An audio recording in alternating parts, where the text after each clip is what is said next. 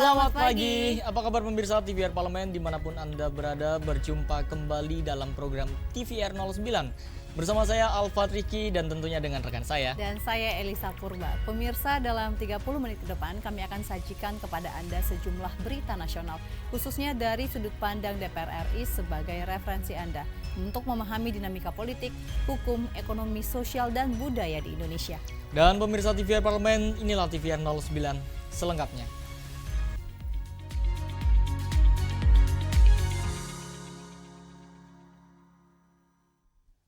Pemirsa, Komisi 5 DPR RI menyoroti konsorsium pembangunan Bandara Hang Nadiem dengan Korea Selatan, serta mengingatkan kerjasama yang dilakukan harus sangat hati-hati dan tidak mengintervensi hal vital dalam pengoperasian Bandara Hang Nadiem. Komisi 5 DPR RI mengunjungi langsung Bandar Udara Internasional Hang Nadiem Batam untuk meninjau progres konsorsium pembangunan bandara dengan negara Korea Selatan. Dengan adanya penerbangan langsung Hang Nadiem Incheon, diharapkan mampu menambah angka kunjungan wisatawan mancanegara ke Batam. Anggota Komisi 5 DPR RI Daniel Mutakin Syafiuddin menyoroti bentuk konsorsium yang dilakukan karena ia menilai kerjasama dengan pihak asing dalam pembangunan bandara yang merupakan pintu masuk sebuah negara, baik orang ataupun barang, cukup riskan. Saya sangat surprise ketika melihat bandara Hang Nadiem ini melakukan konsorsium dengan pihak ketiga. Karena menurut sepemahaman saya, bahwa bandara itu kan tempat keluar masuknya barang dan juga orang. Ketika pintu gerbang kita juga dikelola oleh adanya pihak asing, saya juga meminta pihak-pihak terkait juga untuk bisa mengantisipasi. Kalau ini bukan hanya bicara tentang penyertaan uang APBN yang akhirnya kita menghemat 1-2 triliun gitu kan, bukan hanya bicara tentang pemberian penyertaan keuntungan dari bandara, tapi kan harus dilihat efek-efek yang lebih jauh daripada itu. Ini juga harus dipikirkan bersama oleh berbagai pihak. Meskipun pihak Bandara Hang Nadiem menyebutkan bahwa konsorsium tersebut hanya terkait promosi pariwisata dan tidak ada campur tangan di bagian internal, Daniel tetap mengingatkan agar pengelola bandara tetap berhati-hati mengingat banyaknya transaksi ilegal, baik orang ataupun barang yang mudah masuk ke Indonesia. Dari Batam, Kepulauan Riau, Rodia, TVR Parlemen, melaporkan. DPR RI dorong penyelenggara pemilu berikan langkah konkret untuk mendata dan memetakan masyarakat yang terdampak bencana alam agar mereka tetap dapat menggunakan hak pilihnya dalam Pilkada 2024. Komisi 2 DPR RI mendorong penyelenggara pemilu dan penjabat kepala daerah memastikan hak politik bagi masyarakat yang terdampak bencana alam tetap terpenuhi sehingga suara masyarakat tetap dapat tersalurkan. Usai rapat kerja bersama Menteri Dalam Negeri yang juga dihadiri penjabat gubernur serta kepala daerah Provinsi Bali, Nusa Tenggara Timur, dan Nusa Tenggara Barat, anggota Komisi 2 DPR RI Eston Fornay mengatakan perlu langkah konkret untuk mendata dan memetakan masyarakat yang terdampak bencana alam agar mereka tetap dapat menggunakan hak pilihnya meski harus berpindah tempat karena kondisi yang tidak memungkinkan.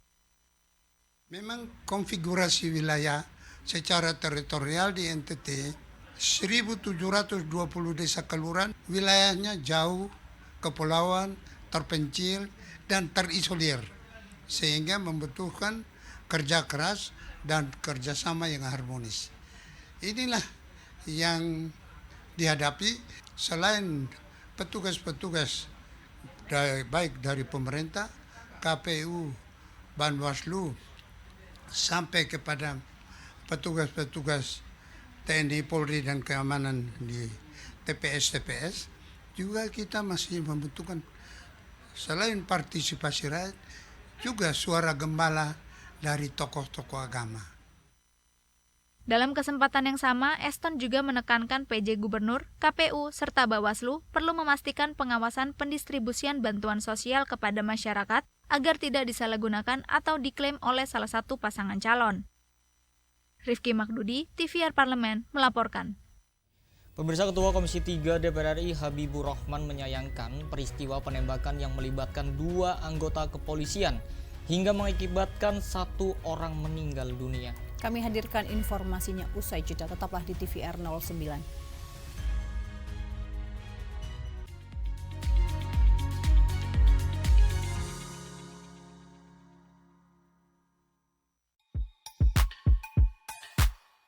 Dan sekarang pemirsa lagi menyaksikan program dari depan kursi. Di balik kursi, Pak. Oh, di balik kursi. Gini, di balik kursi. Hah? Aduh, luar biasa. Bapak ibu saya bisa nyekolahkan saya dan saya lulus Akmil, Mbak. Tahun 91 saya lulus, kemudian 94 saya diwisuda di istana. Diwisuda di istana dulu. Akmil diwisuda di istana, Mbak. Sampean enggak toh? Enggak, ya sampean dulu Akmil. Saya dulu sabar sono. Wah, ini nyalon aja nih, nyalon bener saya, Mbak. Masya Allah, nyalon bener. Habis itu pilih saya. Jadi bupati, bener. Habis itu kan tokonya tak tinggal, Mbak. Ya alhamdulillah, bangkrut. Dan saya meyakini bahwa salah satunya adalah doa seorang ibu.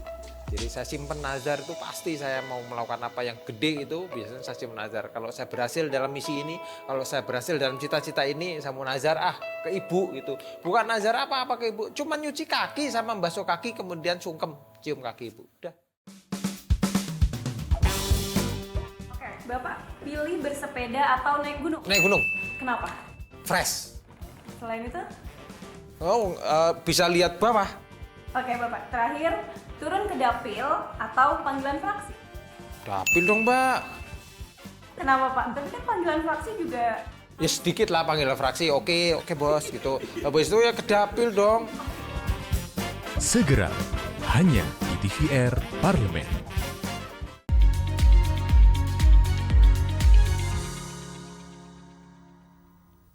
Anda masih menyaksikan TVR 09. Pemirsa, Komisi 3 DPR RI mendorong pengusutan yang lebih komprehensif terkait dengan peristiwa penembakan Kasat Reskrim Polres Solok, Selatan, Sumatera Barat, agar pelaku penembakan mendapat hukuman yang setimpal. Komisi 3 DPR RI mendorong penegakan hukum terkait peristiwa penembakan Kasat Reskrim Polres Solok Selatan, Sumatera Barat, serta membongkar motif pelaku tanpa harus ada yang ditutupi. Ketua Komisi 3 DPR RI Habibur Rahman menyayangkan peristiwa penembakan yang melibatkan 2 anggota kepolisian hingga mengakibatkan 1 orang meninggal dunia. Menurutnya, kasus tersebut perlu didalami lebih komprehensif agar pelaku penembakan mendapat hukuman yang setimpal. Pasalnya, terindikasi peristiwa tersebut terjadi karena kaitannya dengan penindakan atas penambangan ilegal. Kami ingin merespon terjadinya peristiwa yang amat memprihatinkan, ya. Itu tewasnya Kasat Reskrim Polres Solok Selatan di Sumatera Barat yang disebut ditembak oleh Kabak Ops. Kami menyampaikan duka cita yang mendalam, ya, atas wafatnya almarhum, dan kami doakan agar mendapatkan tempat terbaik di sisi Allah Subhanahu wa taala. Ya, terhadap pelaku kami ingin hukum ditegakkan, ya, agar ditindak tegas, dimintai pertanggungjawaban hukum baik dalam konteks pidana maupun dalam konteks disiplin dan kedinasan, karena dia menggunakan pistol menembak, ya, sudah merencanakan untuk menembak.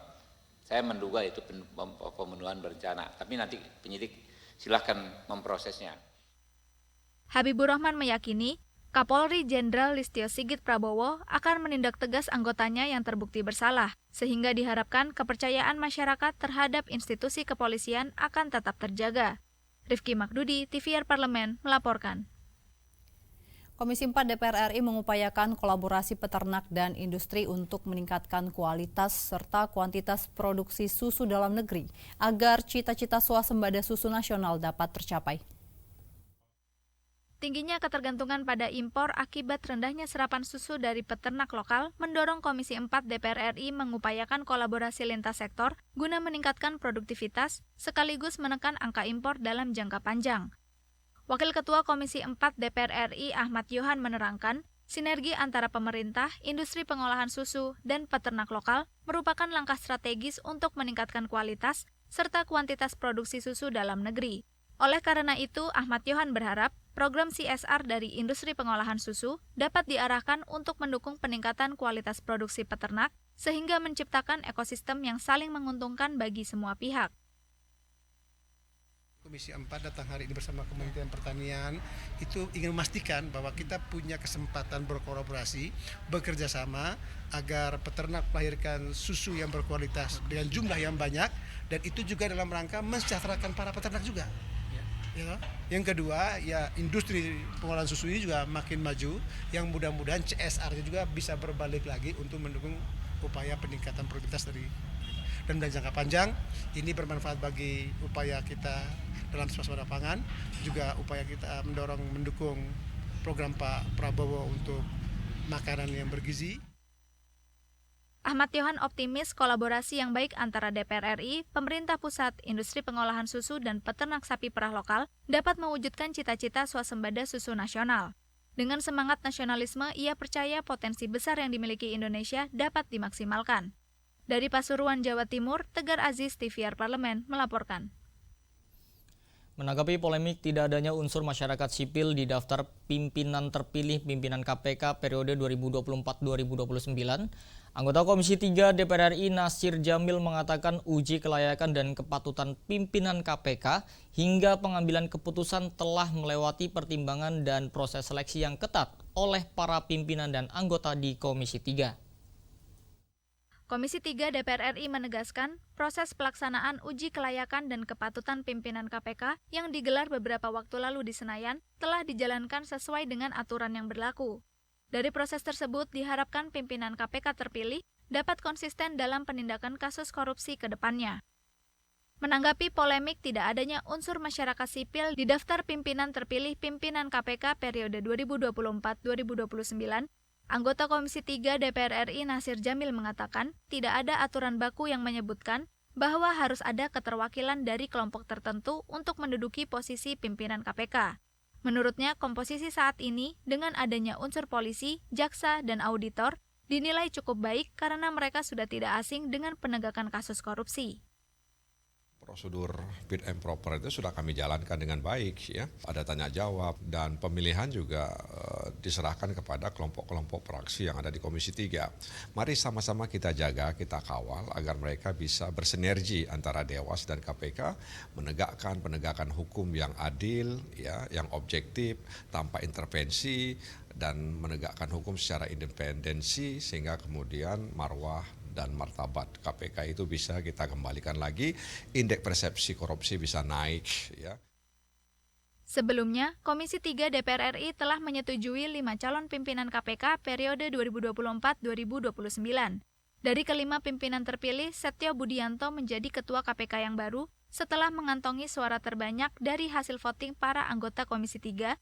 Dari Surabaya, Jawa Timur, Sigit Rilo, TVR Parlemen melaporkan. Pemirsa, kebijakan kenaikan pajak pertambahan nilai atau PPN menjadi 12% dinilai menjadi polemik di masyarakat. Pasalnya sebagian besar masyarakat Indonesia tengah berjuang dalam kondisi ekonomi yang tidak menentu. Dan kita akan berikan informasi selengkapnya usai jeda, tetaplah di TVR 09.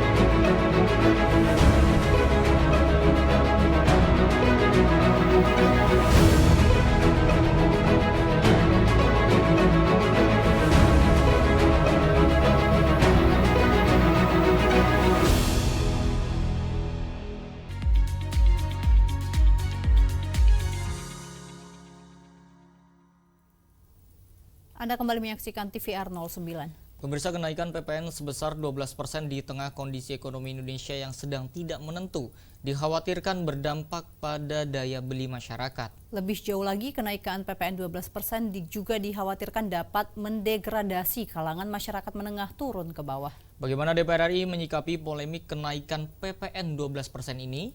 Dan simak informasi mendalam yang telah dirangkum oleh tim redaksi TVR Parlemen dalam segmen editorial Parlemen berikut ini.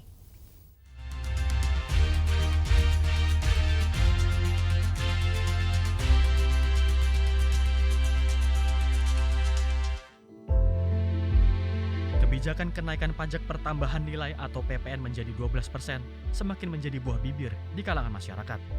Bagaimana tidak, kenaikan PPN dari 11 menjadi 12% di tahun 2025 datang pada momen yang tidak tepat. Pasalnya, sebagian besar masyarakat Indonesia tengah berjuang dalam kondisi ekonomi yang tidak menentu. Badai PHK puluhan ribu pekerja tidak terhindarkan akibat tutupnya beberapa gerai makanan dan minuman hingga industri tekstil. Kelesuan ekonomi bahkan juga terasa di pasar tekstil tersohor seperti Tanah Abang. Maka cukup beralasan jika kenaikan PPN 12% disinyalir akan berdampak negatif pada perkembangan ekonomi tanah air. Setidaknya ada 3 poin yang menjadi dampak krusial dari kenaikan PPN 12%. Di antaranya terkait potensi kenaikan harga barang yang sampai ke konsumen hingga 5%, serta kenaikan harga makan dan minuman mencapai 3%. Sebetulnya, kenaikan tarif ini merupakan mandat dari Undang-Undang Nomor 7 Tahun 2021 tentang Harmonisasi Peraturan Perpajakan atau HPP. Meski begitu, Wakil Ketua Komisi 11 DPR RI Muhammad Haikal menilai kebijakan itu perlu diimbangi dengan langkah strategis lain dari pemerintah. Sehingga daya beli masyarakat tidak terjun bebas, tenggelam dalam tingginya gelombang inflasi. Salah satunya dengan cara menurunkan pajak penghasilan atau PPh. Setelah itu saya jajakin, memang waktu itu kan ada juga kompensasinya adalah penurunan PPh badan yang dari 25% menjadi 22%. Pemahaman saya memang kalau ada peningkatan PPN ini kan harus ada take and give-nya. Nah, take and give-nya adalah waktu itu penurunan PPh badan itu turun 3% dengan kompensasi PPN naik 2%. Supaya waktu itu nggak terlalu kaget dan bisa lebih lambat, lebih mudah diterima oleh masyarakat, dilakukannya bertahap dari 10% menjadi 11% pada tahun 2022 dan kemudian sekarang atau akan datang nih bentar lagi menjadi 12%. Jadi pemerintah harus mencari alternatif lain supaya dampaknya ini tidak terlalu besar. Ya, walaupun naiknya 1%, karena harus menjaga juga dengan kenaikan 12% ini investor tidak lari, ya. Kedua, tidak ada PHK. Ketiga, daya beli masyarakat tidak semakin menurun. Kemudian permintaan terhadap barang dan jasa tidak semakin menurun. Nah, ini yang harus dijaga. Tentunya saya yakin pemerintah akan punya solusi terkait ini. Lebih jauh lagi, kenaikan PPN 12% dikhawatirkan dapat mendegradasi kalangan masyarakat menengah yang akan turun ke bawah. Artinya, kesenjangan sosial ekonomi masyarakat akan semakin melebar. Tak heran bila dorongan penundaan kebijakan PPN 12% turut mengemuka belakangan ini. Kelihatan sekali bahwa PPN 12% naik 1% itu memberikan dampak yang paling besar adalah kepada lapisan kelas bawah dan kelas menengah bawah. Kalau yang atas ya bantalan kapitalnya sudah tinggi sehingga dampaknya tidak akan terlalu besar. Tetapi yang bawah dan menengah bawah dampaknya akan besar sekali. Tapi kan undang-undang ini sudah diputuskan. Ya. Nah, tinggal apakah benar akan dilaksanakan 1 Januari 2025. Nah, sebenarnya kan ini bisa, kalau pemerintah akan lebih bijak, pemerintah tanpa merubah undang-undang ya bisa menunda pelaksanaan ini paling tidak sampai ekonomi masyarakat di lapisan bawah dan menengah bawah ini sudah lebih membaik lah harapannya. Kalau enggak, yang ditakuti adalah daya beli masyarakat menengah bawah dan bawah akan semakin turun, akibatnya kesenjangan sosial semakin besar. Penundaan aturan PPN 12% sebenarnya dapat dilakukan tanpa perlu mengubah undang-undang. Sebab dalam Undang-Undang Nomor 7 Tahun 2021 tentang Harmonisasi Peraturan Perpajakan sudah tercantum klausul khusus. Di dalamnya tertuang ketentuan bahwa pemerintah memiliki kewenangan untuk mengubah tarif PPN menjadi paling rendah 5% dan maksimal 15%. Hal itu dapat dilakukan dengan penerbitan peraturan pemerintah atau PP yang tentunya harus melalui pembahasan bersama DPR RI. Dengan kata lain, merubah besaran PPN bukan hal mustahil selama pemerintah memiliki political will yang kuat dalam memperjuangkan kepentingan rakyatnya.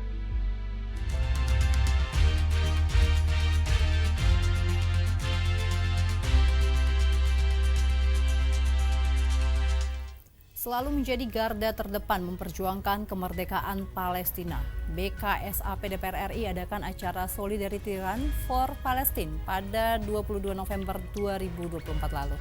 Tentunya acara ini bertujuan mendekatkan isu Palestina kepada masyarakat luas dan acara Solidarity Run for Palestine dimeriahkan dengan berbagai rangkaian kegiatan. Dan seperti apa, bagaimana kelangsungan dari acara ini? Jangan kemana-mana, tetaplah di TVR 09.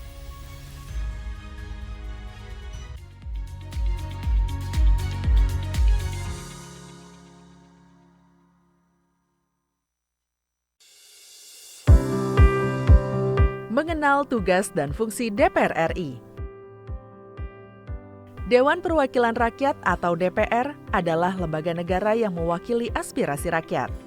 Kehadiran DPR RI merupakan salah satu bukti bahwa Indonesia merupakan negara demokrasi. Sebagai salah satu lembaga perwakilan rakyat, apa saja tugas dan fungsi yang diemban DPR RI?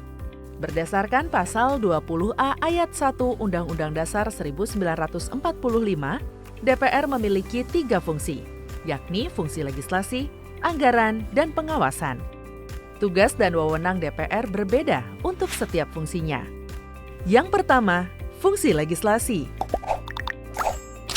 Menyusun program legislasi nasional atau prolegnas, menyusun dan membahas rancangan undang-undang, menerima rancangan undang-undang yang diajukan oleh DPD, membahas rancangan undang-undang yang diusulkan oleh Presiden ataupun DPD, menetapkan undang-undang bersama dengan Presiden, menyetujui atau tidak menyetujui peraturan pemerintah pengganti undang-undang yang diajukan oleh Presiden untuk ditetapkan menjadi undang-undang.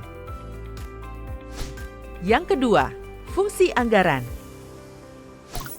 Memberikan persetujuan atas rancangan undang-undang tentang APBN yang diajukan oleh Presiden. Memberikan persetujuan terhadap pemindah-tanganan aset negara maupun terhadap perjanjian yang berdampak luas bagi kehidupan rakyat yang terkait dengan beban keuangan negara. Menindaklanjuti hasil pemeriksaan atas pengelolaan dan tanggung jawab keuangan negara yang disampaikan oleh BPK. Memperhatikan pertimbangan DPD atas rancangan undang-undang tentang APBN dan rancangan undang-undang terkait pajak, pendidikan, dan agama. Yang ketiga, fungsi pengawasan. Fungsi pengawasan, DPR bertugas melakukan pengawasan terhadap pelaksanaan undang-undang APBN dan kebijakan pemerintah, serta membahas dan menindaklanjuti hasil pengawasan yang disampaikan oleh DPD. Demikian penjelasan tentang tugas dan fungsi DPR menurut undang-undang. Informasi ini dipersembahkan oleh TV dan Radio Parlemen, Biro Pemberitaan Parlemen, dan Sekretariat Jenderal DPR RI.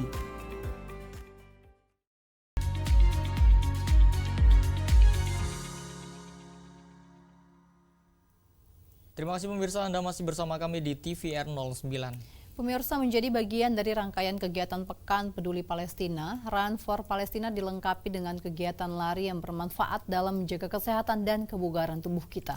Selain kegiatan lari, acara ini juga dilengkapi berbagai acara donasi guna meningkatkan kesadaran masyarakat terkait pentingnya solidaritas dalam memperjuangkan Palestina. Dan tanpa berlama-lama, langsung saja kita saksikan tayangan Palestine Solidarity Run, suarakan kemerdekaan Palestina dalam segmen Intips, informasi dan tips berikut ini.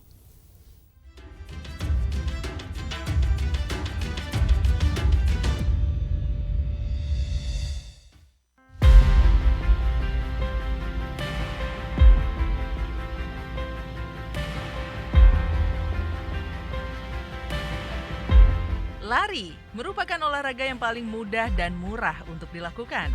Berlari bisa dilakukan di mana saja tanpa harus menggunakan peralatan tertentu. Meski begitu, lari sebaiknya dilakukan dengan beberapa persiapan untuk mendapatkan manfaat yang maksimal dan mencegah terjadinya cedera. Ternyata, lari memiliki berbagai manfaat bagi tubuh yang tak kalah dengan olahraga lainnya. Lalu, apa aja sih manfaat berlari bagi tubuh? Manfaat lari tidak hanya untuk menurunkan berat badan, tetapi juga menurunkan resiko terkena berbagai penyakit. Bahkan rutin berolahraga lari pun juga baik untuk mengurangi stres. Manfaat lari secara rutin dikenal dapat menjaga kebugaran tubuh. Hal ini dikarenakan lari termasuk aktivitas fisik yang dapat meningkatkan kerja jantung, otot, sistem pernafasan, dan sistem imun. Olahraga lari memberikan beragam manfaat, baik untuk kesehatan fisik maupun mental. Selain itu, berlari juga cukup mudah dan murah dilakukan, sehingga sering disarankan bagi orang yang ingin membentuk kebiasaan olahraga rutin.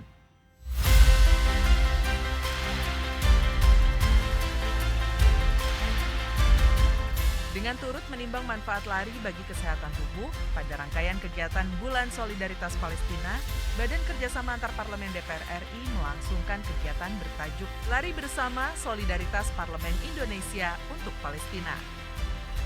Palestine Solidarity Run diadakan untuk meningkatkan rasa solidaritas masyarakat Indonesia terhadap nasib rakyat Palestina.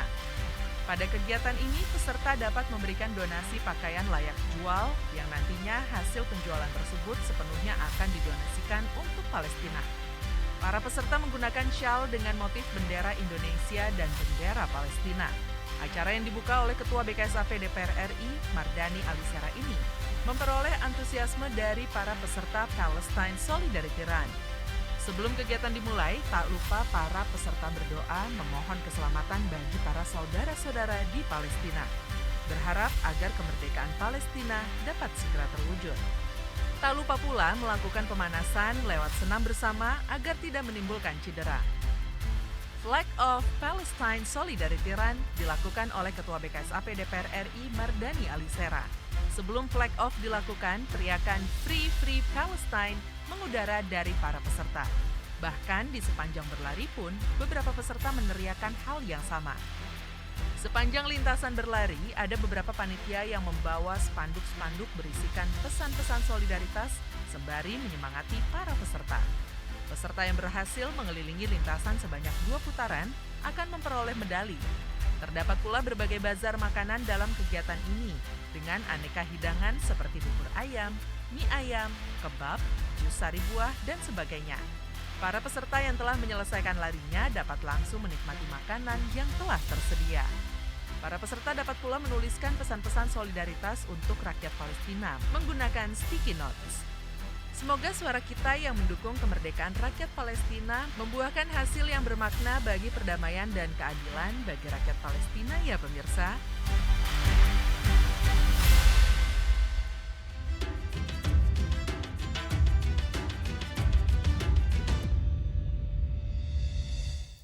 Itu dia tayangannya untuk Anda pemirsa dan demikianlah TVR 09 edisi pagi ini. Kami segenap kru TVR Parlemen yang bertugas mengucapkan terima kasih telah menyaksikan TVR 09. Ada saya Elisa Purba dan juga rekan saya Salvat Rizky pemirsa, sampai berjumpa kembali di TVR 09 selanjutnya. TVR Parlemen, Referensi Indonesia.